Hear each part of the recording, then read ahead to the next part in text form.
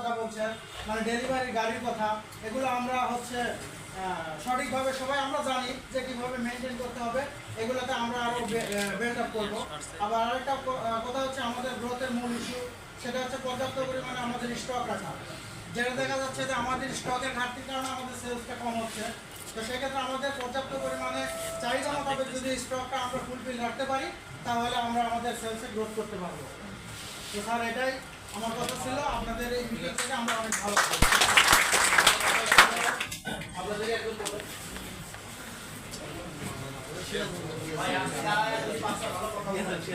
আপনাদের সবাই